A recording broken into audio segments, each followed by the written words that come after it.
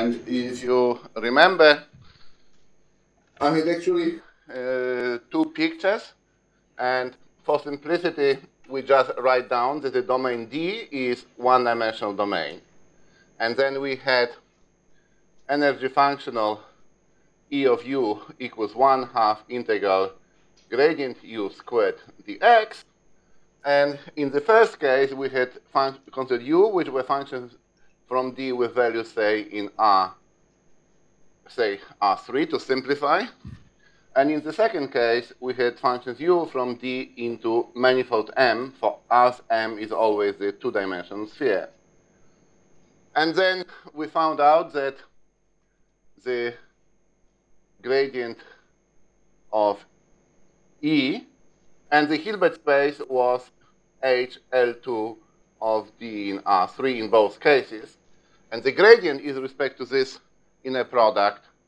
And in this case, we found that the gradient E is just equal, maybe say minus Laplacian U minus gradient. And in this case, the gradient E, but in a sense, this E is slightly different, as you remember, because it is a restriction of that energy to smaller space, was equal minus U cross Laplacian U. The sign is correct sign. I think the sign is correct. Always problem with the signs. In this case, the sign is important.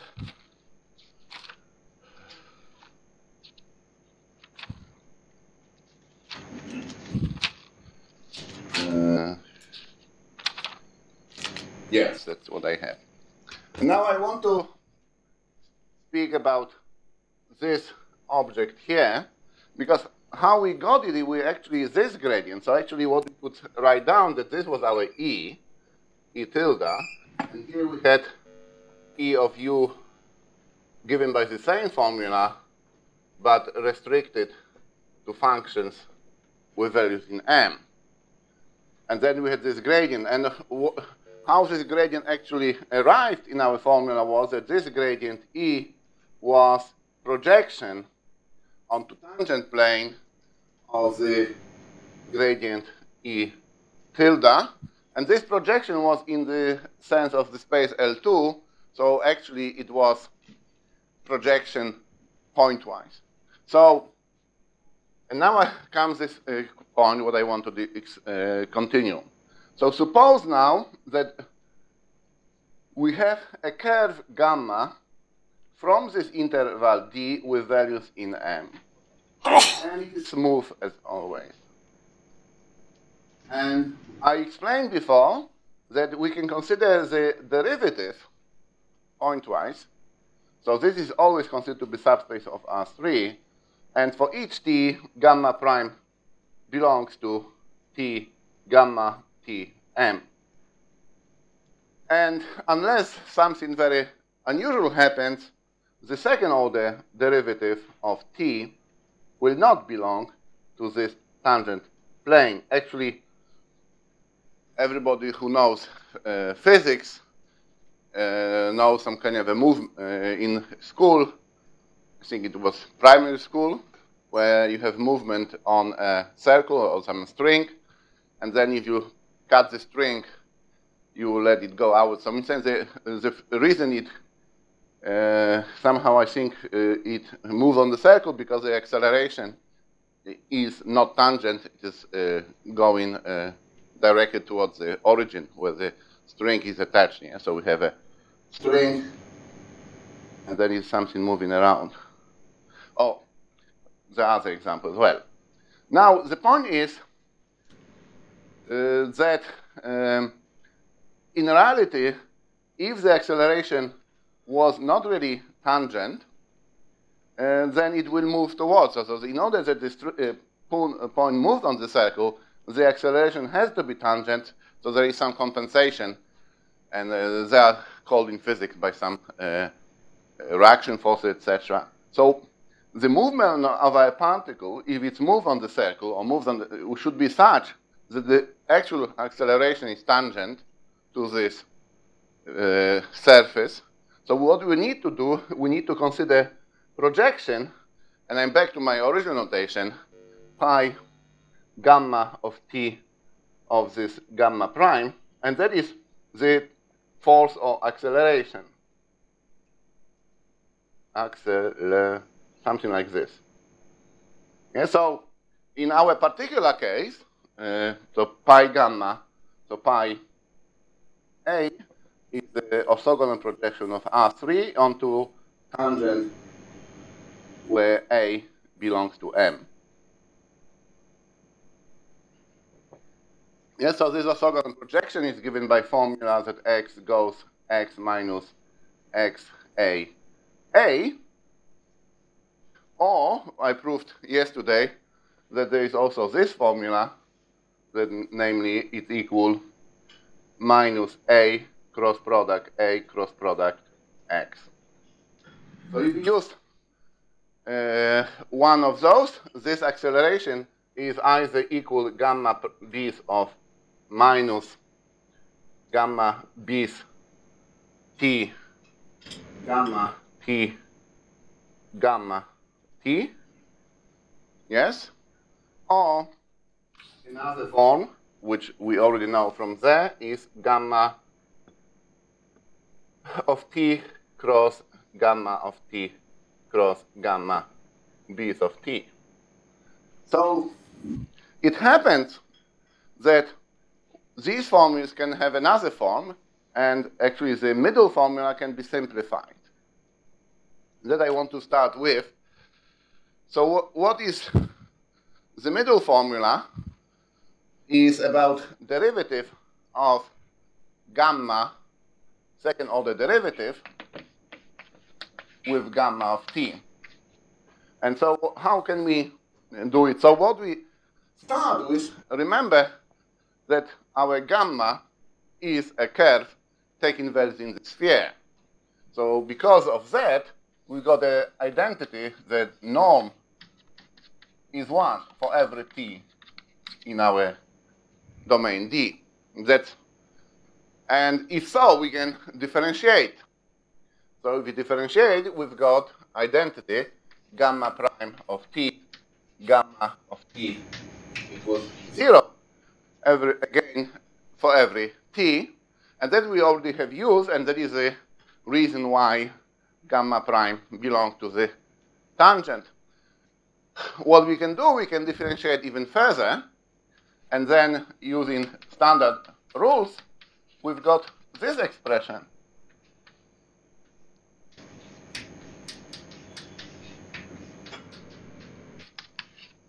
Agree?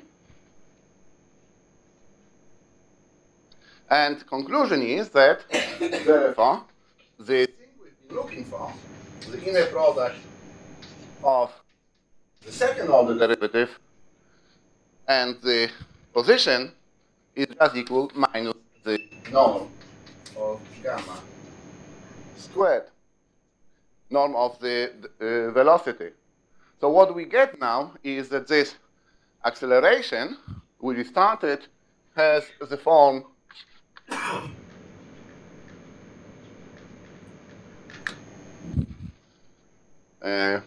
gamma b of t minus or plus. Because here we've got plus gamma prime of t squared, gamma of t equals 0.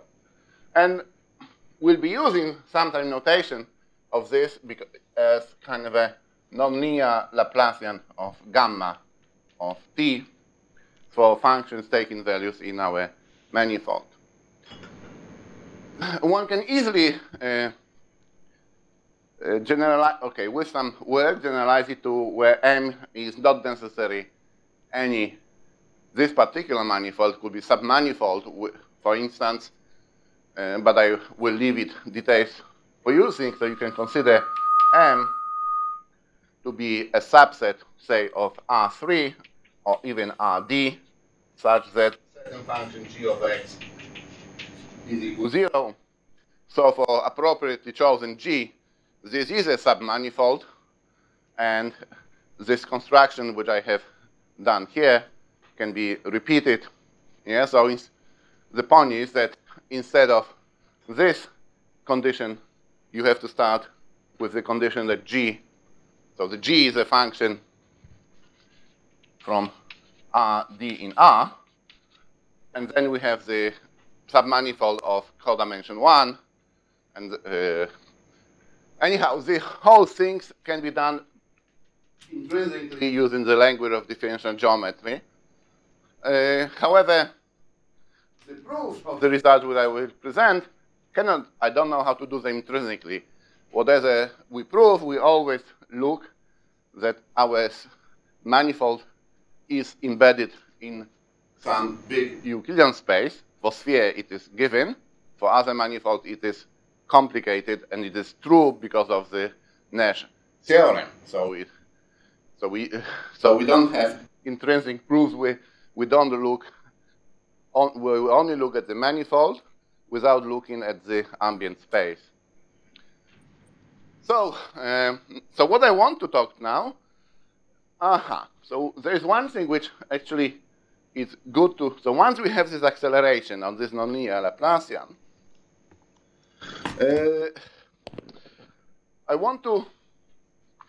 I said it can be generalized, and I give this to such case. So when I have M of this form, the same more or less calculation is generalized. But there is a general statement which is easy now to see it in a kind of a generality. So this general statement is that if I have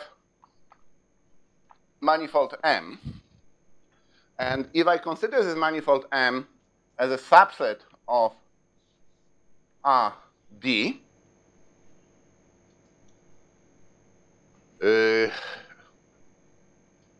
say compact submanifold,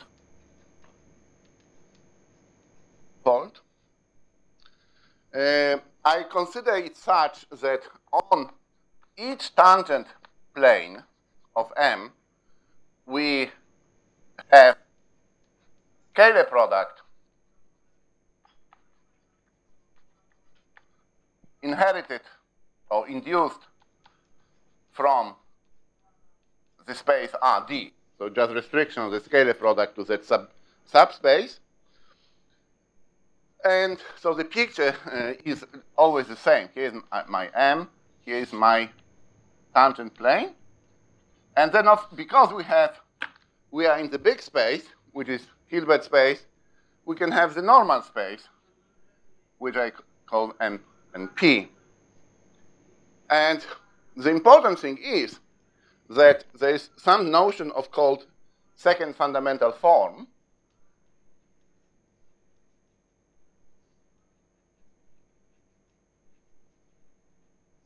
And the second fundamental form is a map, or the family of maps, called SP, which is a bilinear map from the tangent cross tangent for every P. This is bilinear, and such that, okay, so there is a uniquely defined object, and an example of this guy, we already had this example. Because if I take S2 embedded in R3, we have this bilinear form. Wait, this.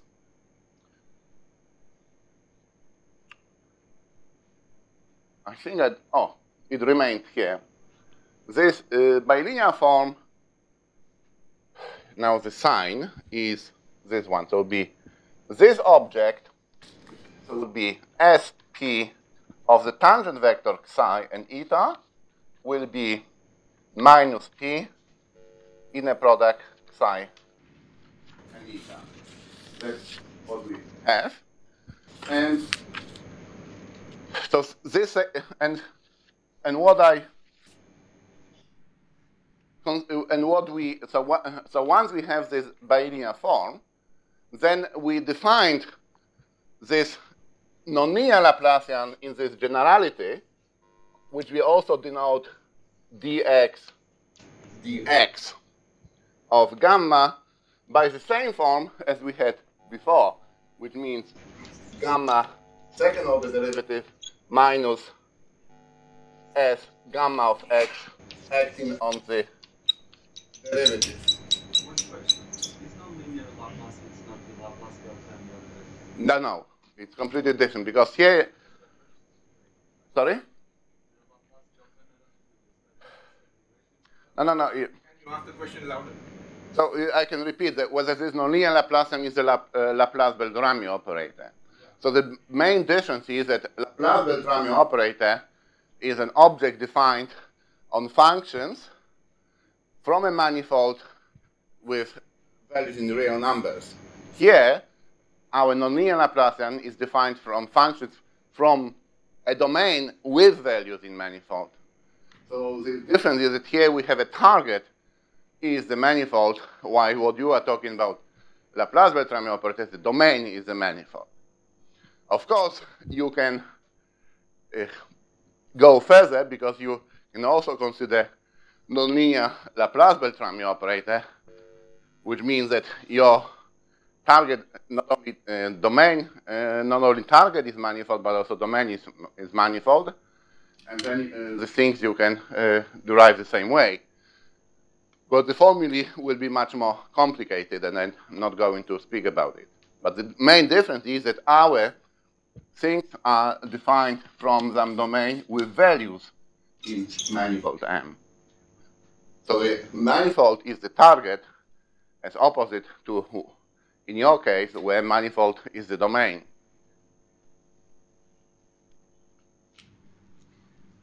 So this thing over there is just special form.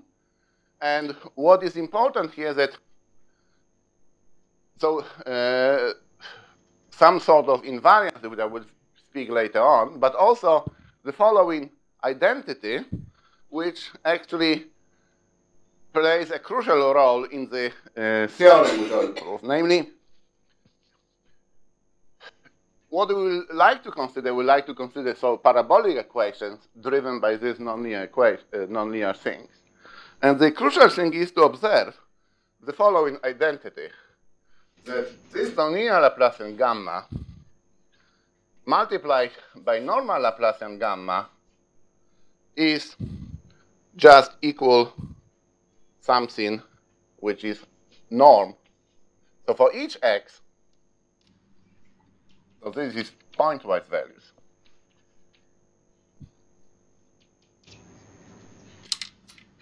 Now, how can we prove it? So the important thing is that this guy is so this second fundamental form, the thing which we correct our Laplacian, is orthogonal to the tangent plane. So how we prove this?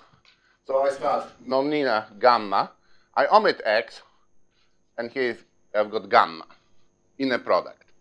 And what we do, we know where we aim, so we can write down gamma,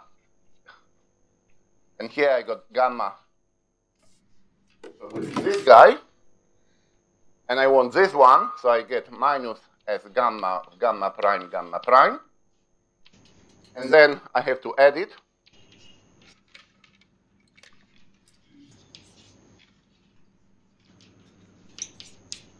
Agree? And this is what we wanted because this inner product was the same. Thus, but here is what I said. The left vector is tangent, and the right vector is orthogonal to the tangent plane. So this is just 0. So it actually tells you that if you want to solve parabolic problem with such, what you have to do is you have to multiply by Laplace of normal Laplace, and things becomes nice because there is something positive. Actually, is it got the right sign? That's a good point.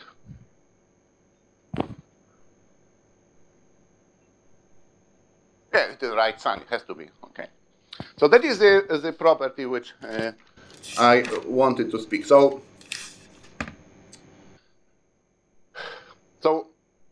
we have this object defined in many different ways. Yeah? So one way is that we have it via vector product.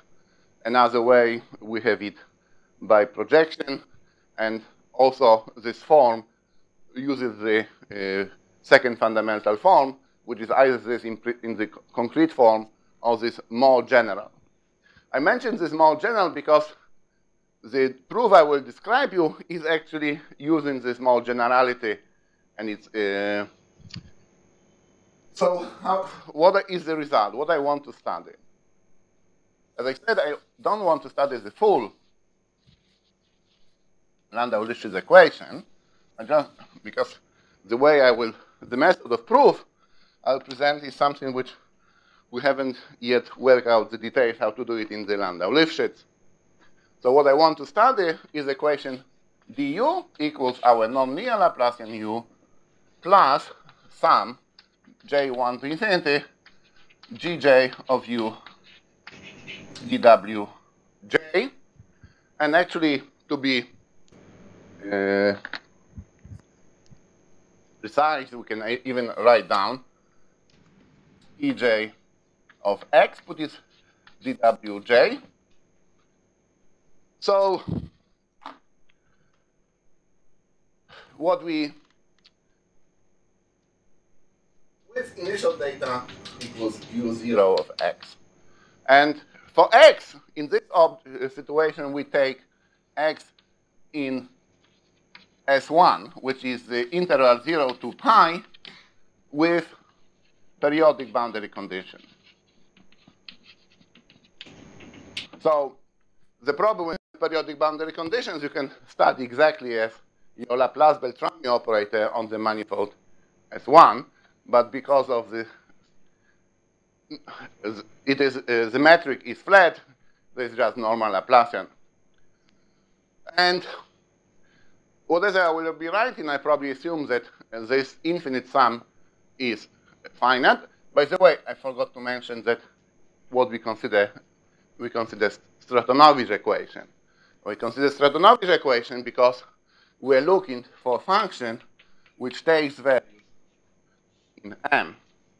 And I persuaded you in the first lecture that if you want to speak about SDE even, then this condition has to be, the equation has to be in Stratonovich form. This object over there, sometimes people write in a very formal way. You can write down G of U Stratonovich dW, because, and treat W as infinite series from J1 to infinity, Ej of x, Wj t. And Ej is orthonormal basis of some Hilbert space.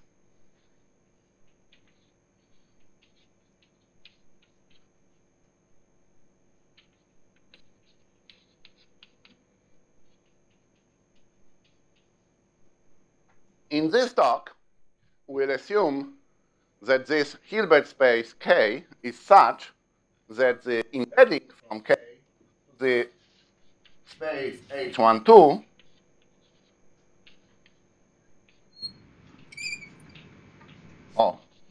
we do it in general, is Hilbert-Schmidt. So we don't use any kind of a Banach space theory, we just use Hilbert space theory, Hilbert-Schmidt.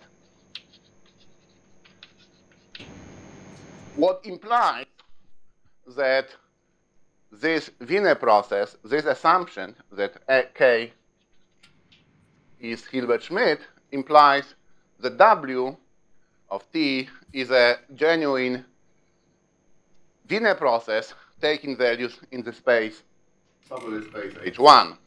So W is a Wiener process in the space H12. In the sense of definition given yesterday by Marco Romito.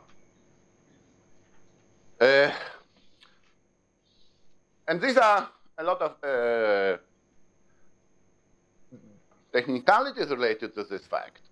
So for simplicity, to a position, I would just assume that we have one Wiener process. Sometimes the fact that Wiener process is one-dimensional can be used in finding nice formulas, but I will not use those nice formulas, so I will not use those Sussman. I will just use finite dimensionally to simplify the exposition. So we just assume that we have E1, and because E1 is just 1, we can just assume that E1 belongs to this space, because then this embedding is still Hilbert-Schmidt. So, and this we denote by E. And G is a function from M, because with values in real numbers, which is nice, and this will be specified. Is it correct what I wrote? Gj or J.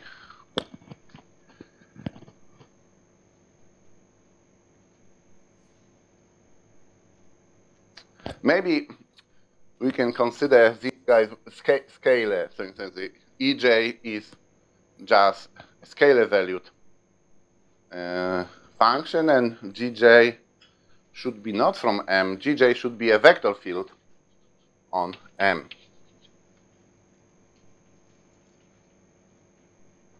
And if you, okay.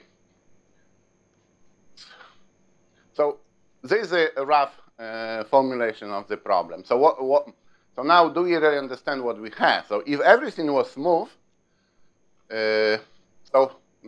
okay, maybe I write here.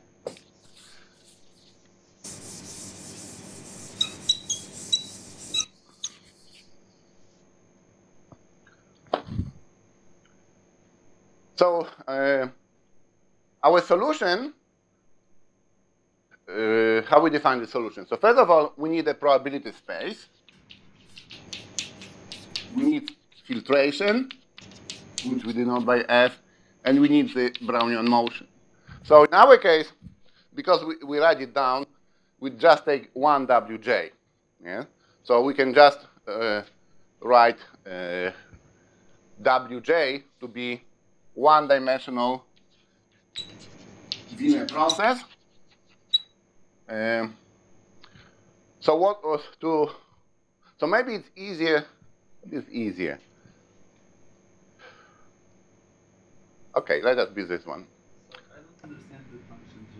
J takes values on the tangent space of M, but it's summing from 1 to infinity J. Yeah, so I say I restricted it to one case. So if we had infinity, each of them would be the same condition. So, yeah, so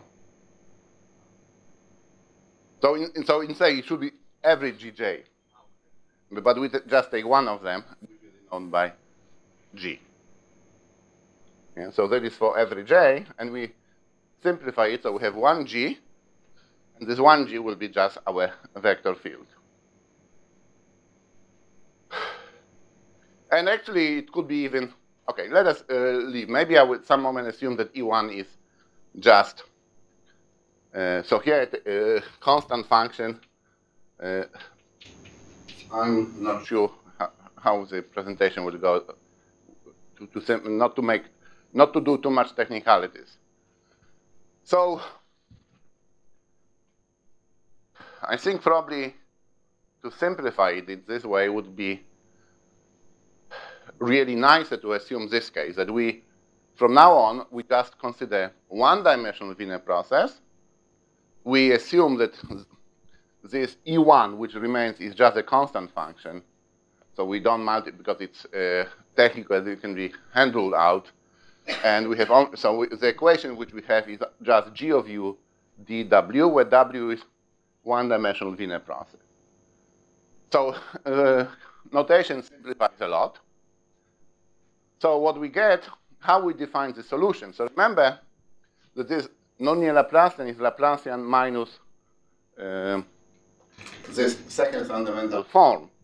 So formally speaking, this equation is du is equal to Laplacian u dt minus the second fundamental form term dt plus this term. So as before many times, you can look at this problem in the mild way where you treat everything as perturbation of Laplacian. And because the second fundamental form acts only on the derivatives, it is sort of perturbation. However, I restrict it here the case to x equal as one dimensional, because it is such a perturbation only for one dimension. If you want to do it for more dimensional, you really need to work in Banach spaces. So our problem is to find, so what is a given? Given is U0 in H1, but H1 from D with values in manifold M, which means it is the functions U, which are this, what means that U0 belongs to H1 of D with values in RD, and U0 of X belongs to M almost everywhere. Actually, in our case, it's everywhere because it's one-dimensional. But if it was multidimensional, D, then you would have a condition almost everywhere. So in particular, by Sobolev embedding, U0 is a continuous function from, by the way, I wrote D to be this one, so I can always write down S1. So S1 means that our U0 is actually loop with values on the manifold, because it's a continuous map from a circle with a manifold. And what we want to study, you want to study evolution or random evolution of such loops on the manifold according to this equation. So what is the equation? The equation is, so let me write it down in a, so a mild solution is a f progressively measurable process with continuous H1, usually write 2 S1M valued trajectories such that U of t is equal e to t Laplacian U0 plus 0 to t e to t minus r Laplacian, but there is a normal Laplacian. It comes, and here we've got this term as u r gradient u r gradient u r, but the gradient is with respect to x variable, yes, and there is minus because we had minus there, and this is dr plus integral from 0 to t e to t minus r Laplacian g of u Stratonovich dw of g of u of r. Okay, so how can we prove existence of such solutions? So the theorem is there exist unique global solution. Global means defined on all times. To prove it that it is global, I will just fix capital T, and I prove that it exists on the interval from 0 to capital T. Not on a random interval, but on any fixed deterministic interval. So, how we prove it?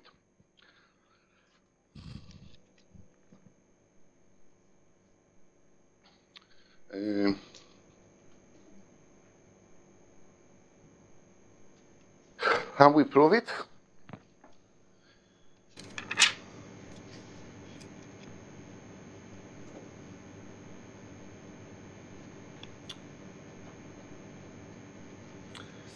Okay, I've got plenty of time, so I can do more details.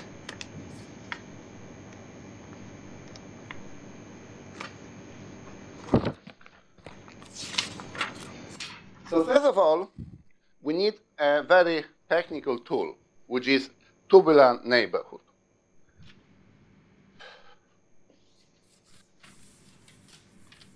So we have a manifold M, and there is fundamental, but not so difficult to prove, result about the existence of a tubular neighborhood.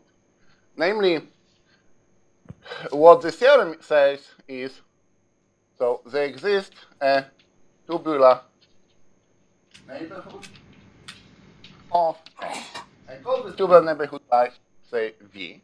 So the picture is that here is our M, and here is our tubular neighborhood V.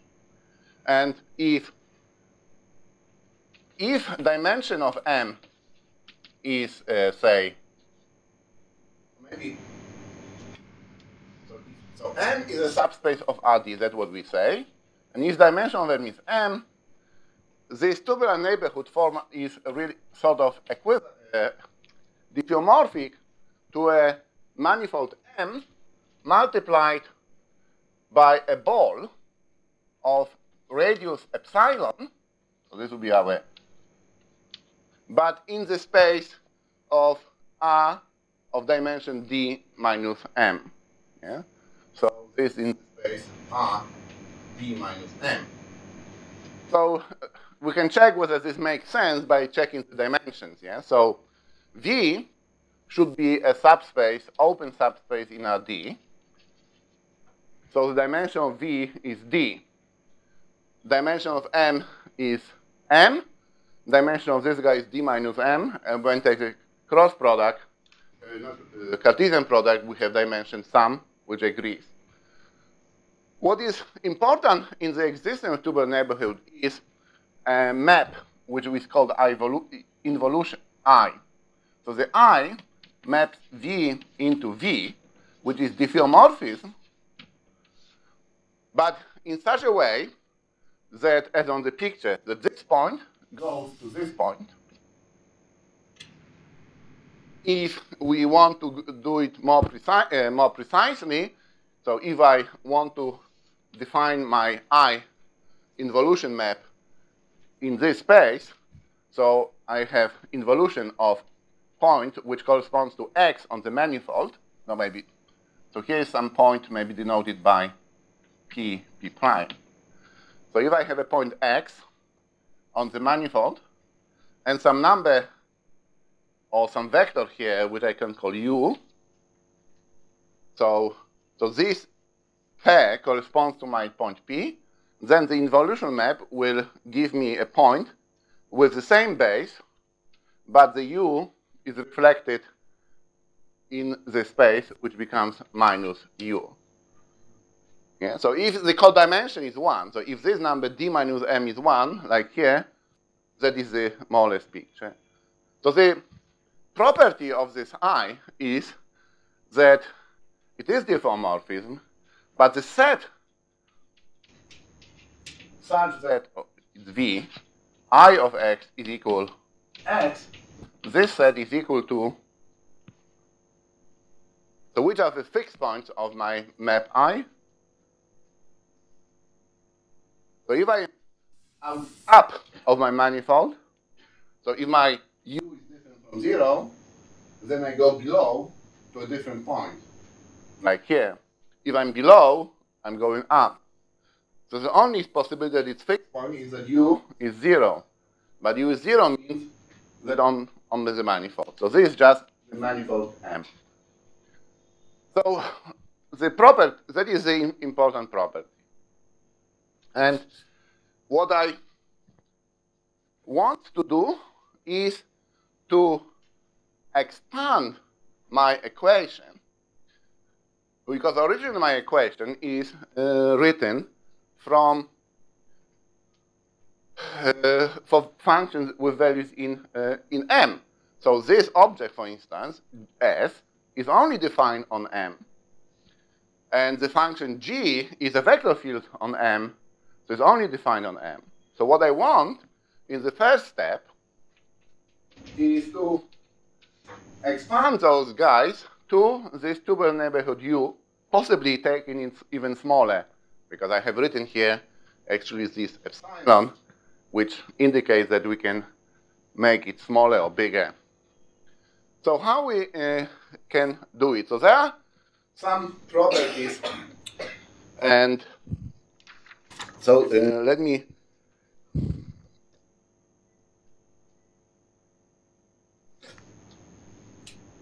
so actually I denote it by H because that is what I have in my notes. And so okay, so this is I. So I act on this level, and on the level of denoted by H. Yes? Okay, so how we define those various extensions? So the first thing is that we need to find out how to generalize. Where is it?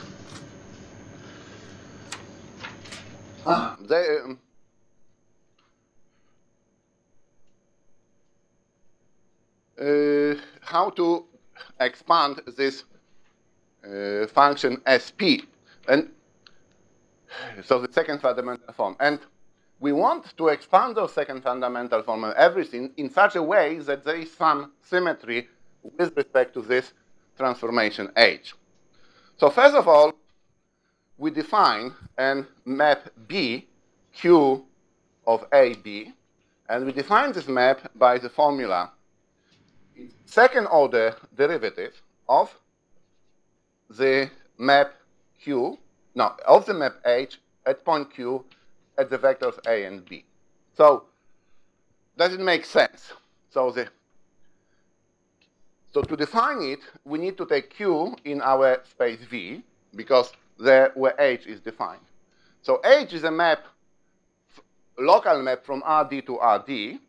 So the second order Fresher derivative is a bilinear map from RD cross RD into RD back. So this is defined for all A and B in RD, and takes values in RD back.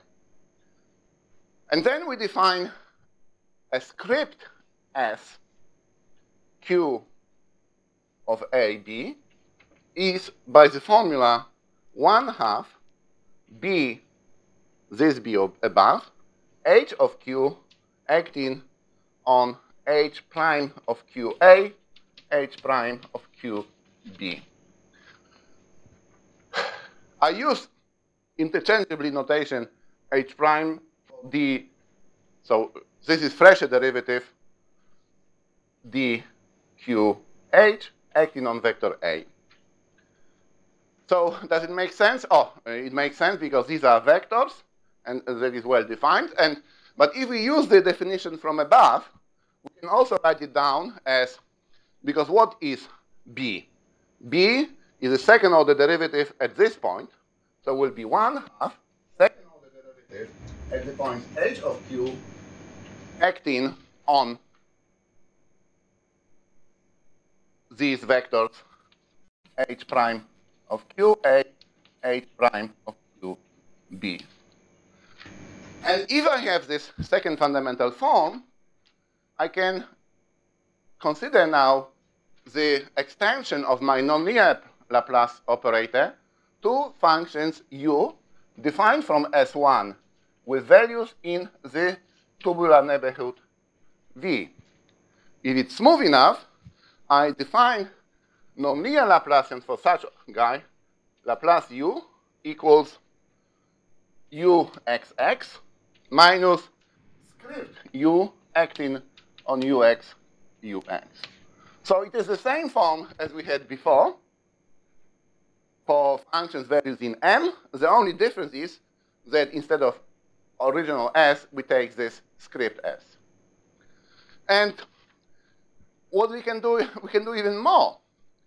Because once we have defined this SQ, which is defined in the tubular neighborhood, we can use smaller tubular neighborhood and partition of unity to have it defined everywhere.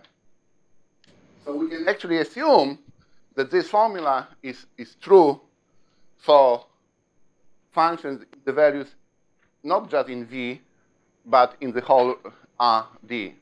So we can further, so the first step we have this going, and in the second step is that we use tubular neighborhood to define the function S, but it will be just defined by partition of unity.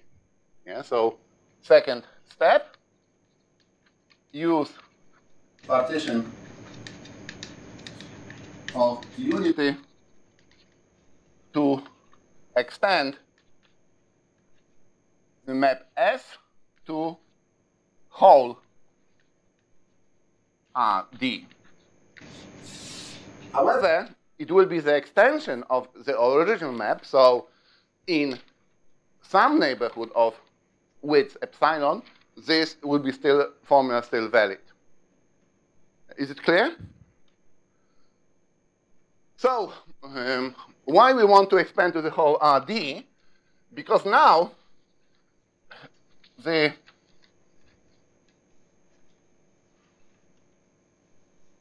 things are that the equation which we have written there can be written like what? You can write the equation du equals Laplacian u minus script as u ux ux plus g of u Stratonovich dw. So here is still one thing which we haven't done, namely these guys make sense for you taking values in the whole space RD, the G does not. So we have taken care how to define this object. We need to take care how to define this new G. So I will come in a moment. So, but the initial condition now is u0 equals u0. And we can take here any function from h1 to s1 with values in RD. That will be our problem, because it's S1, implicitly the boundary condition is the periodic boundary condition, yes? So how we do with G? G is a vector field, and this, I will maybe, I don't know whether I have time to be more precise about it, but what I want to say is that we consider a certain function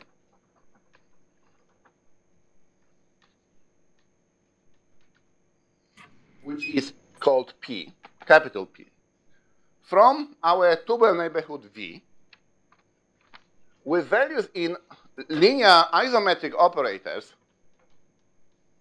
from RD to RD, and we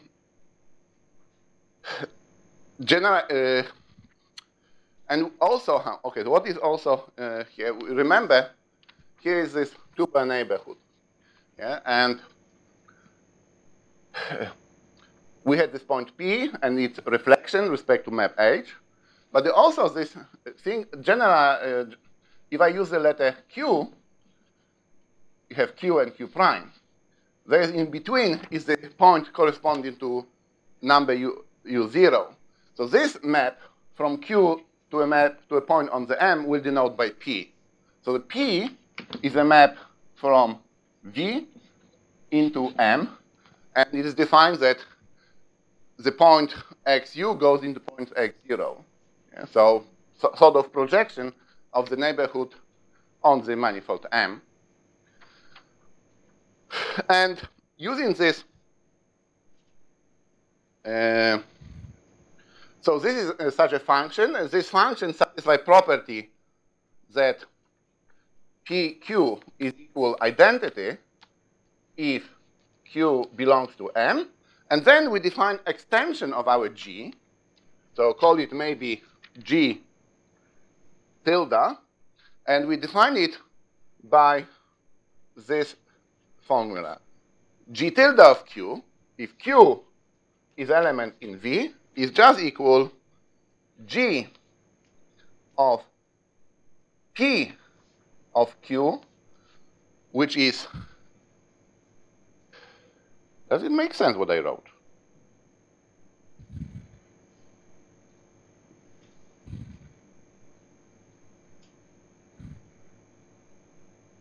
Ah, okay, yes, it makes sense. Here is P, Q, okay. So what we have here, we have Q is in V, P of Q is in M, so G of this guy belongs to the tangent, which now we treat as a vector in RD, and then you have linear map from RD to RD, so it again here. So it is a, so this G maps the space U into RD, right?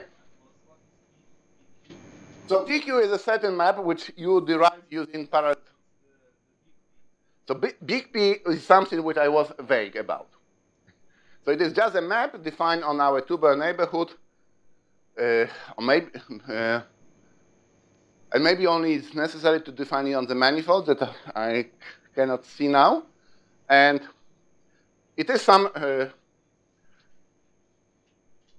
if we come back to the I will go precisely. So the point is that there is a certain way of expanding a vector field, G, on manifold M, to a vector field in the tubular neighborhood, which is this one. And again, by partition of unity, once we have this G tilde on U, we can reduce the U to a little bit smaller and have it defined on the whole RD. But then in the whole RD, this formula will be not true. So so at the end, we'll get a map G tilde and the whole RD, which is a vector field. And if you had infinitely many of those guys, you would have the same. And so what we can write here, we write G tilde. And because manifold M is compact, that's what we assumed, and everything which we obtain can be obtained, which will be of compact support, and with compact support, because we can expand and put the zero outside, and what we get, so we get its compact support, we can say C0 infinity.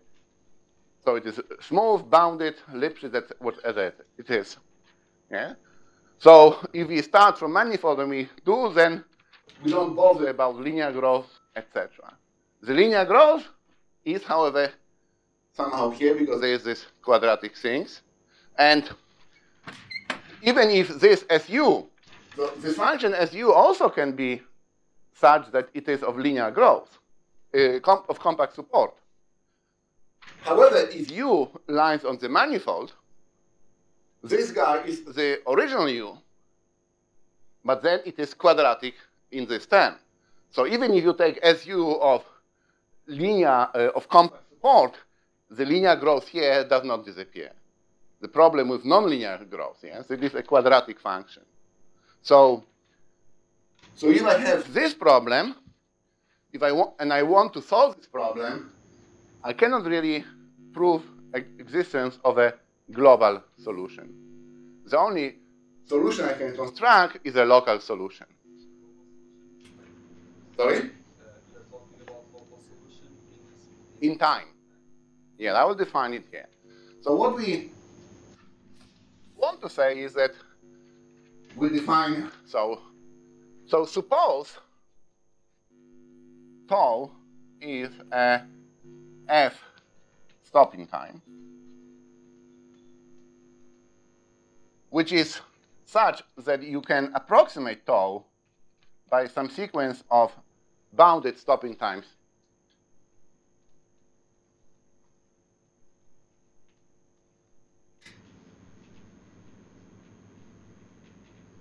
and tau k converges to tau, almost everything. And a process u, which is defined on this random interval 0 tau omega with values in h1, 2.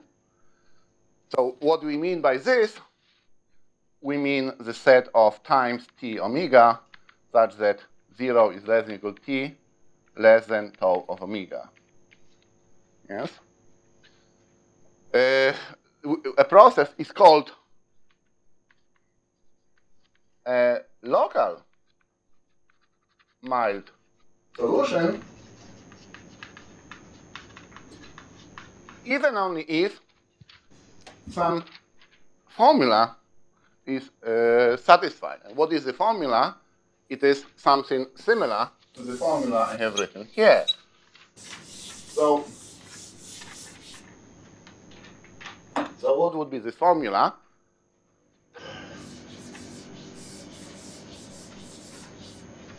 And maybe, so what would be the formula? You know, so t will have to be less than tau, because otherwise it doesn't make sense. T will be, now what is correct? And but it's okay. When we speak Laplacian, I mean the Laplacian with a defined as one, or Laplacian with no periodic boundary condition. But now,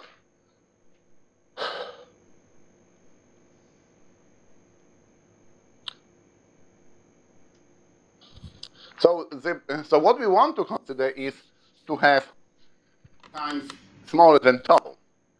So in order to take it smaller than tau, we can just consider t minimum tau k.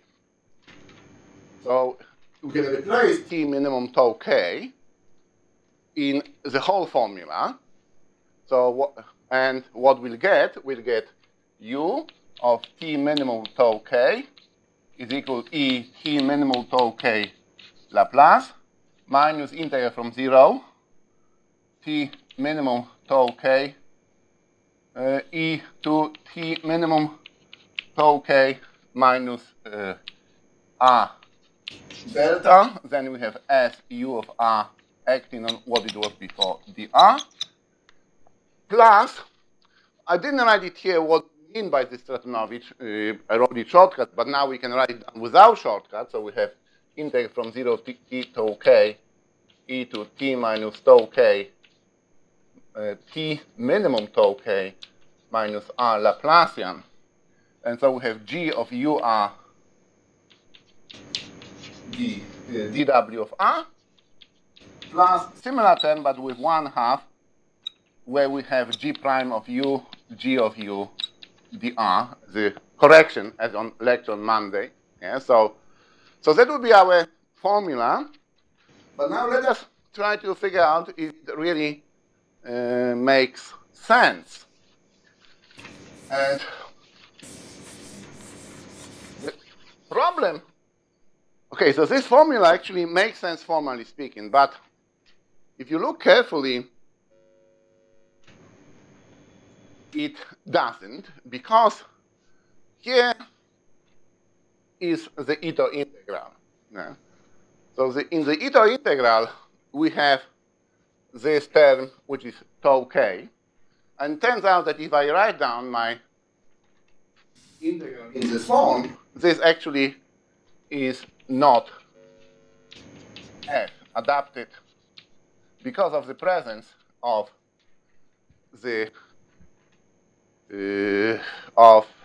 the stopping time tau k. So we need to redefine this object. So we need to redefine this object, and how we can do it. So first of all, we notice that it can be written as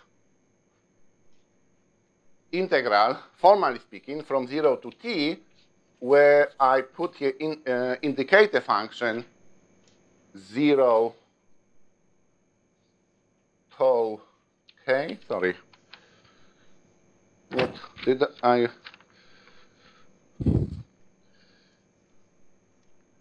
I think I didn't.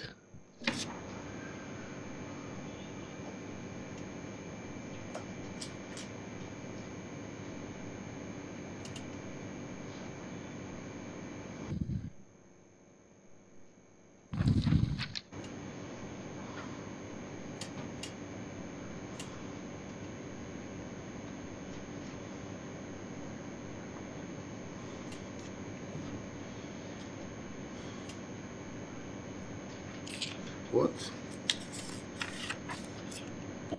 I forgot how to do it.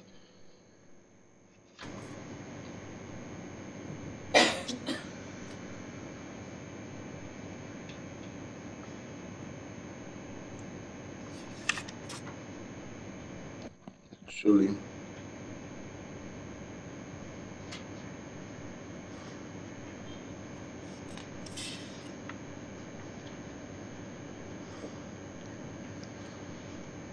Stupid.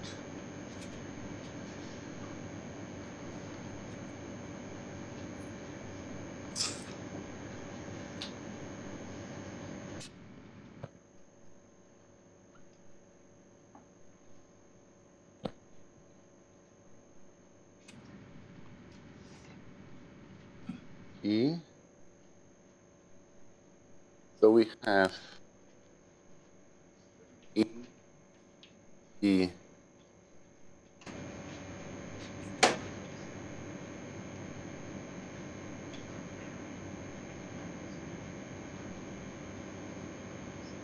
Okay, so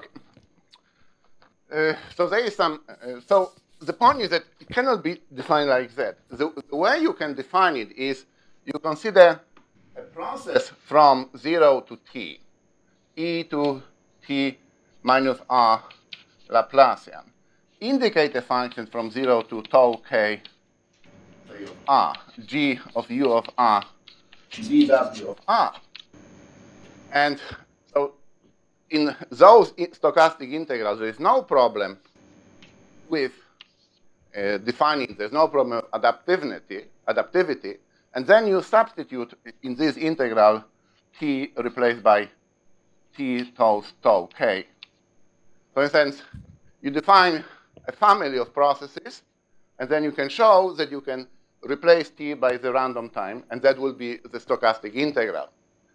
So what I wanted to say is that if we look at the problem over there, we have to consider only a process which can be defined up, which exists up to a certain stopping time, and you actually don't know what is happening at that stopping time. And then the integral form is such that it makes sense. The integrals are well defined, and because everything actually happens before the time tau.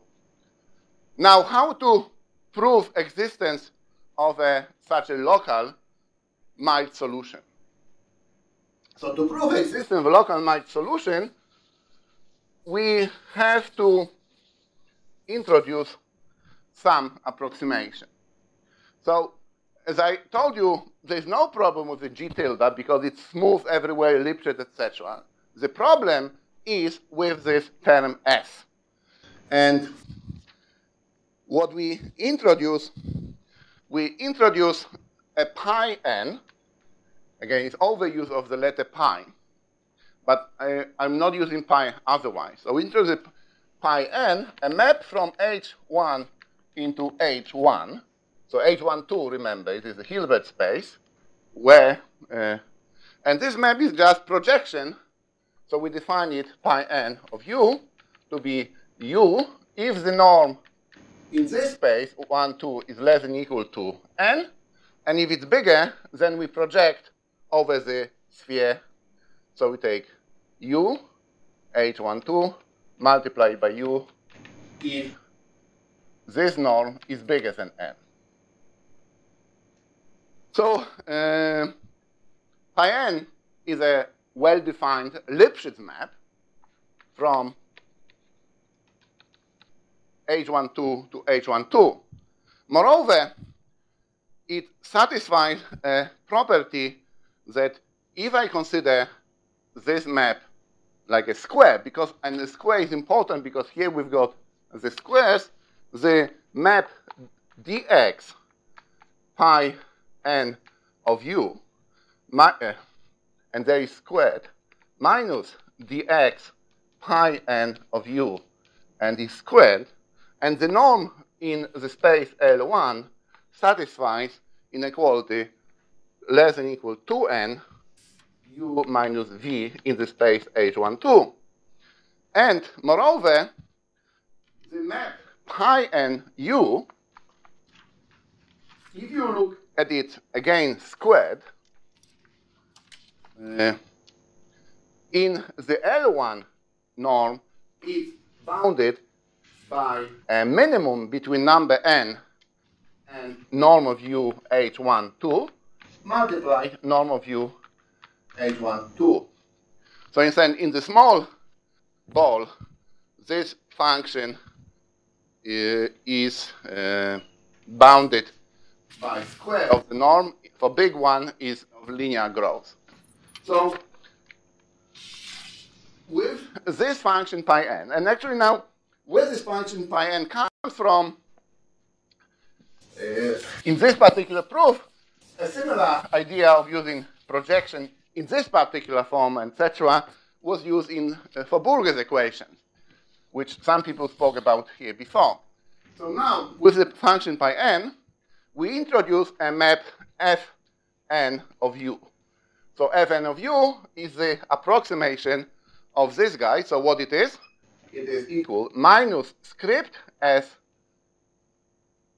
pi n composition u x, which I wrote it dx, so use pi n composition u x, and that is our function fn, and the function gn of u. Now I'm not sure why we need to do this approximation, but I put it here. So g is g tilde of this one. So these are the maps defined in the space H1 with values in H1 or H12, and the same with the map Gn.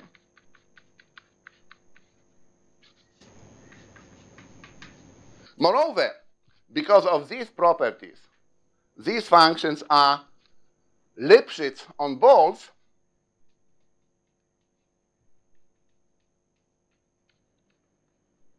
and linear growth.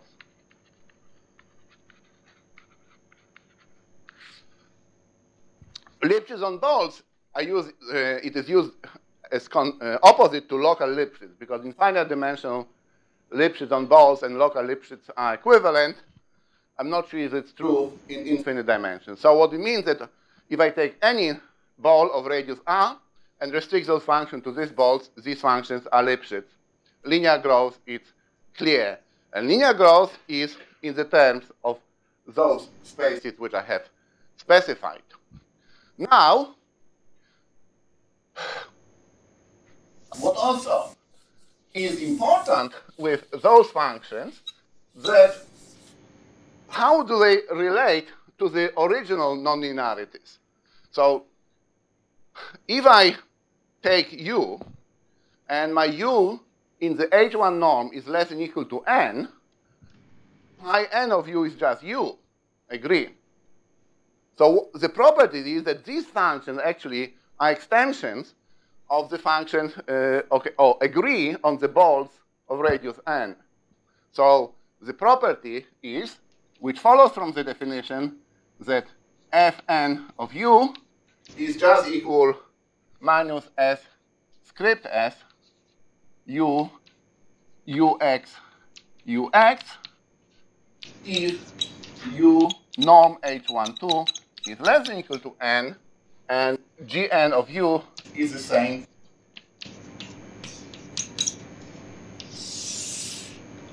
Do we agree? So this procedure is sort of standard. Whenever I have an equation which is not Lifshitz, I introduce some approximation. What is not standard is what is exactly this approximation, because some approximations can be better, some could be worse.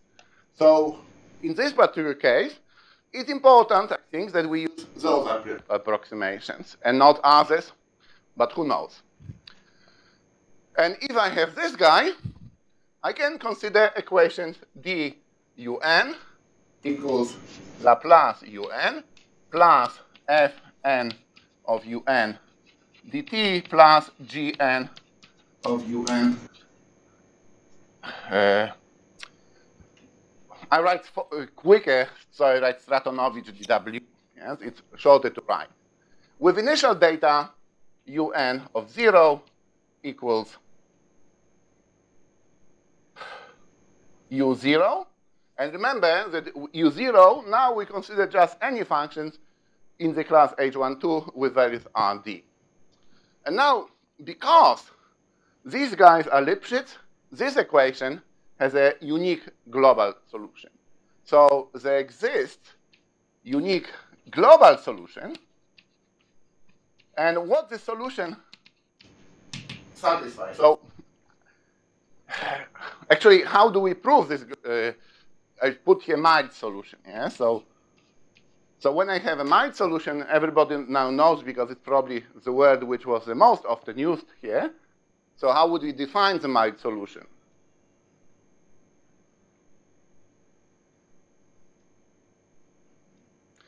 It would be, as I wrote before, a solution of the integral equation.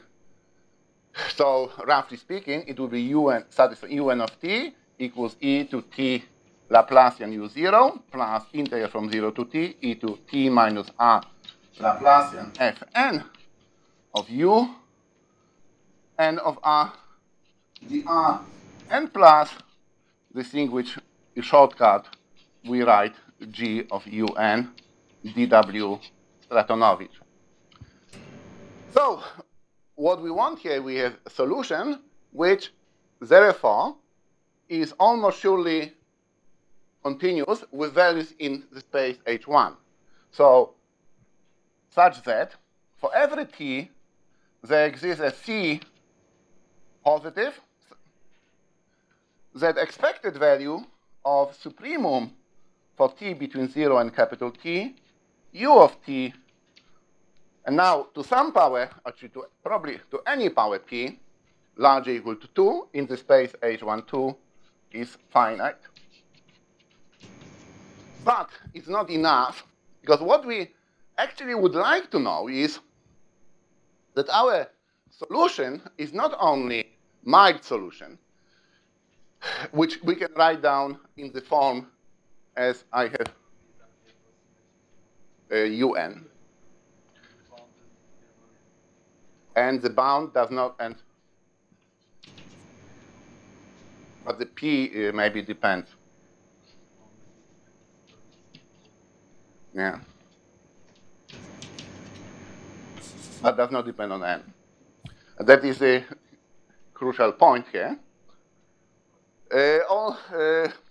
But it is not maybe as crucial as in the other cases. Let me come back to this point. What I was talking about is that here you only see this norm. And because of that, when we look at this object here, there is a problem how we define the Laplacian. So does it make sense of Laplacian? Of course, it makes sense if we look at this space, and the Laplace will be a distribution element in the subarray space H minus 1. Actually, we can prove that this guy is also finite. So the expected value, integral from 0 to t, Laplace un of s squared here, is less than equal, say, constant c2, independent of n. And the proof of the second step is sort of bootstrap proof. We first prove it. So this condition which we have can be just expressed as the norm of un of S in the space, which one? So Laplacian of U is a norm squared in some Sobolev space. Sobolev space of all the, which one? No, it is norm 2. So the second order derivation, yeah? So, as I said, the proof is sort of bootstrap proof. We first prove it for alpha, I think, less than 1 plus, less than 2. So alpha, I think, less than 1 plus 7 over 8, or sort of. And then in the second step, we can prove this condition. But so this condition actually implies that you can look at the solution in the strong sense, but if in the L2 space. However, this second part is kind of a second part of the proof, because the way we prove, we look for the global solution with this property, and we look at it as a fixed point of this integral equation, something which we have seen before, and something which I remember, I think, Professor Sundar was talking that we can do it for small t, and because the process is continuous in H1, 2, and we have bounds, it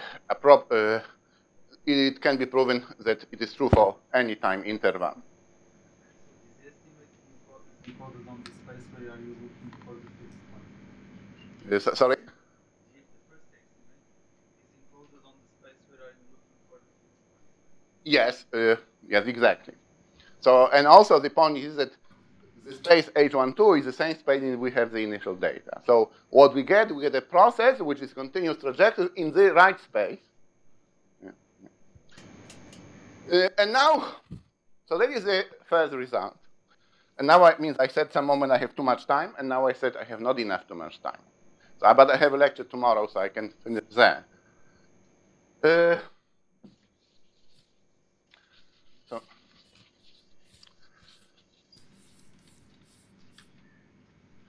So what are the next steps? Because in this result, we had U0 here. So that is the step 1. What is the second step? Second step is we consider U0 from H1 to S1 M. And what advantage is of this one? At this moment, no. But let us see what we would actually expect if our initial data lives on the manifold M. So remember what we did. Remember what is our aim. Our aim is to prove existence of a solution when the prove existence of a solution when the initial data is on M, without any approximation. So, in particular, we would expect that if we start from U0 like this one, our solution will stay on M without going out. So now what we consider is such a U0 in this space. And if we have U0 in this space, is obviously in H1, 2, S1, R, D. And we take N big enough that U0 H1 norm is less than equal or less than N half. So why do we take such N? Because for such N, these approximations are just identities. They don't change. So what we now would like to prove is that our solution will stay in this space as well. But a priori, we don't know it. So a priori, it may leave, yes? Because we have a closed space. So our aim is to prove that U of t belongs to this space for all t almost everywhere, or almost surely. But it may not be true. So we can define a stopping time such that our solution leaves the tubular neighborhood and leaves the ball of radius, say, n½ in the space H12. So what we consider tau is the infimum of t larger or equal to 0, such that u of t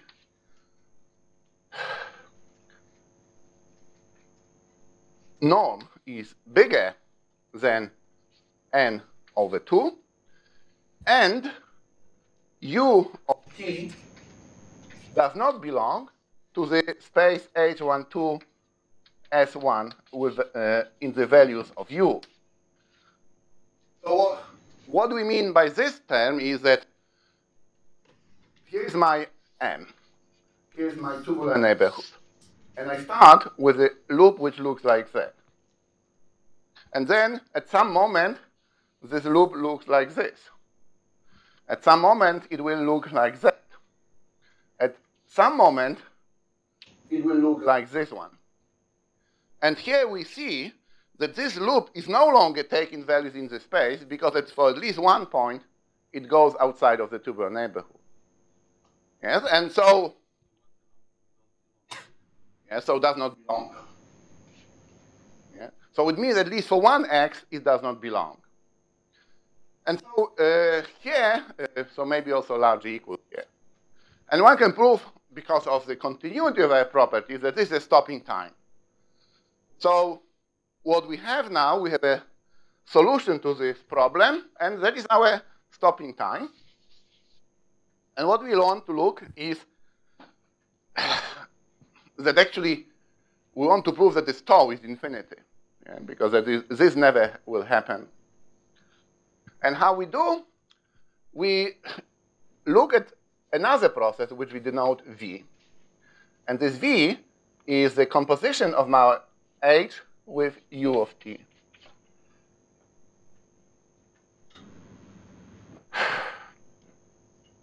And what we can say about this process? So this process is obviously defined by, for all times.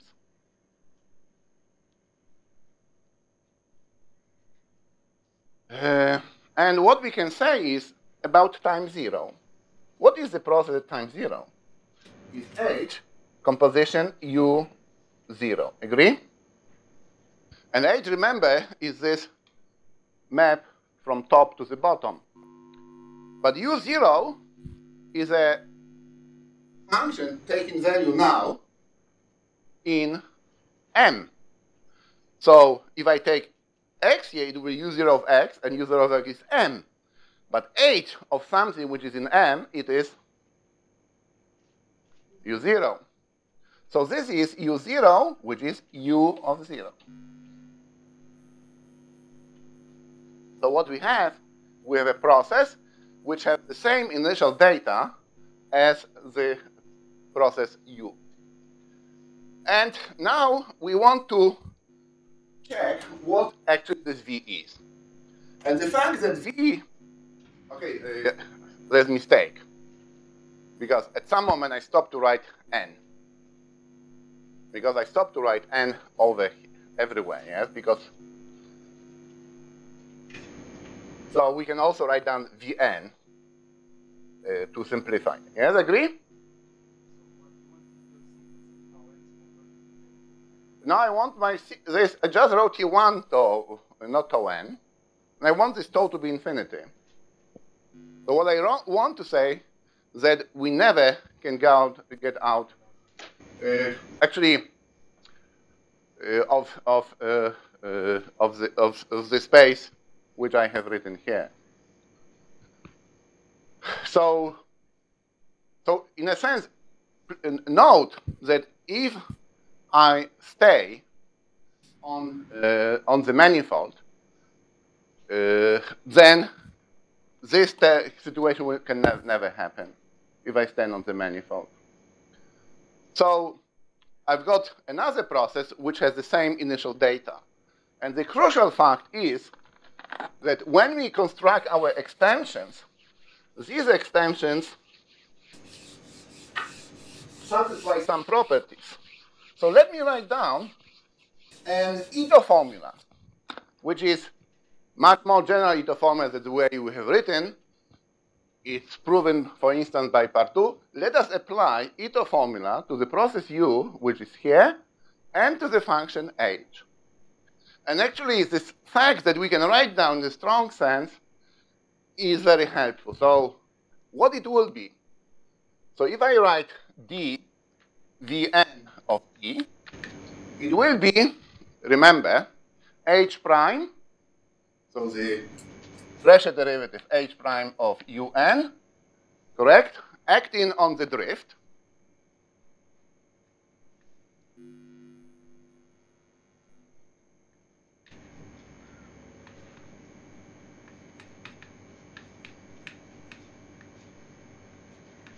Plus h prime of un acting on this guy, provided we write down the equation in the Stratonovich form.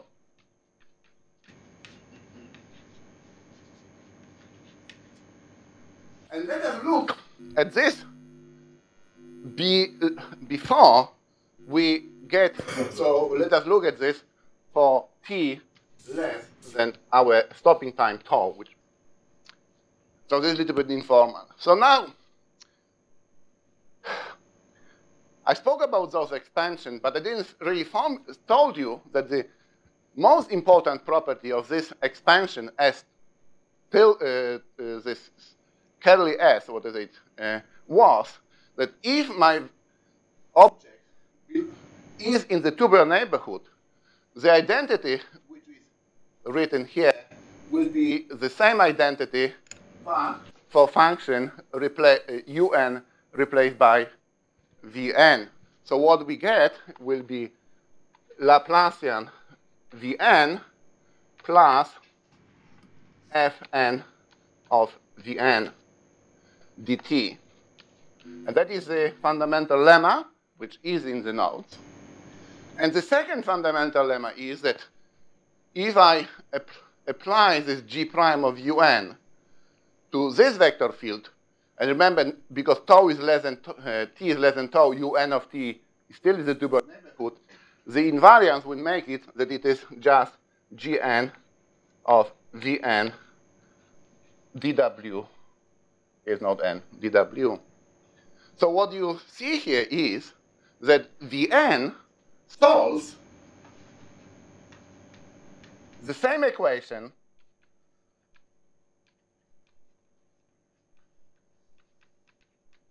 as Un. Moreover, it has the same initial data. And therefore, it's unique. Okay. It solves the same equation provided t is less than tau. So we have to be using a little bit properties of local solution. But up to t less than tau, it solves the same equation. But because it's the same equation, same initial data, by uniqueness, these are the same equations. And we have here the uniqueness property. So conclusion is that these two guys are the same. So let me write it down. So Un of t is equal Vn of t. But the identity is actually in the space H12, which is embedded in the space of continuous functions. So with a little bit of work, you can actually write down that Un of tx omega is equal Dn of tx omega for all t and x almost surely.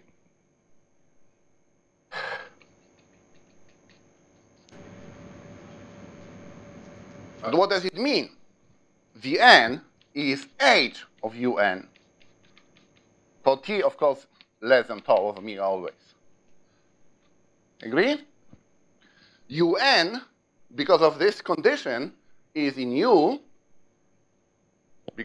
So by the property of H, that the unique fixed point of H is the manifold, we deduce that Un has to be element of M.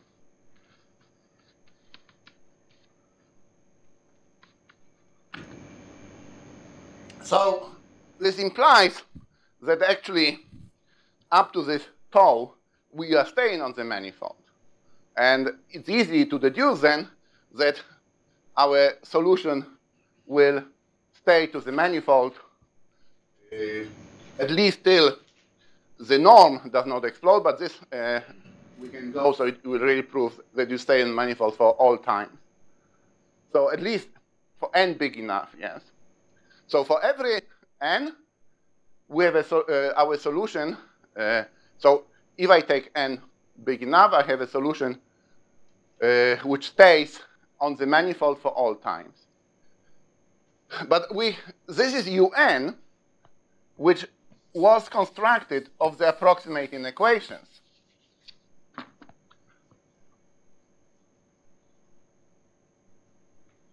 So what about solution to the non-approximating equation?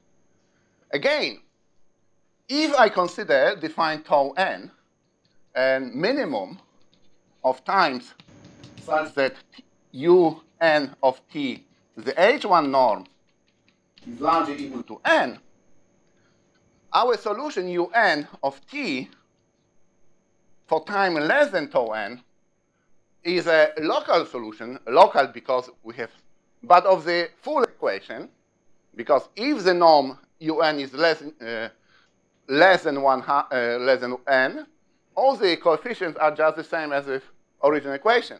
So this one is a local solution of full equation.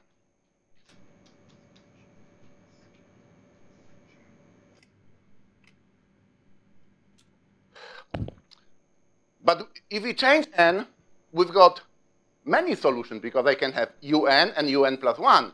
So I also have un plus 1 of t is a local solution of the full equation. Now, it's not difficult to see that actually these stopping times just grow, and that the solutions on the minimum times agree. So by uniqueness, so un is equal to un plus 1 on the time 0 tau n. And then easy to define a solution, which will be a solution which we just put together those many processes, yeah? So because they agree on those intervals. So in this way, we obtain a solution of our full equation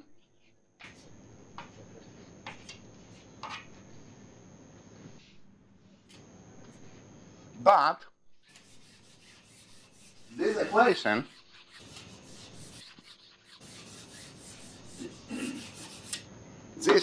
solution of the full equation is only defined on some time t less than tau infinity, which is the limit when n goes to infinity of tau n.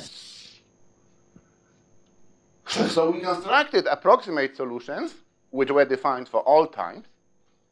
Then, with those approximate solutions, we proved that they actually values live on the manifold.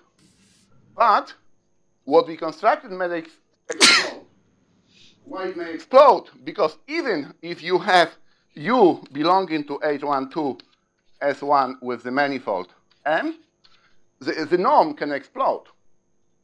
So this set is not a bounded set, is not a bounded subset of this space H12. So the values are on the manifold, but the norm can still explode. And our solution will be global if we can show that this norm does not explode. Can I speak 5 more minutes?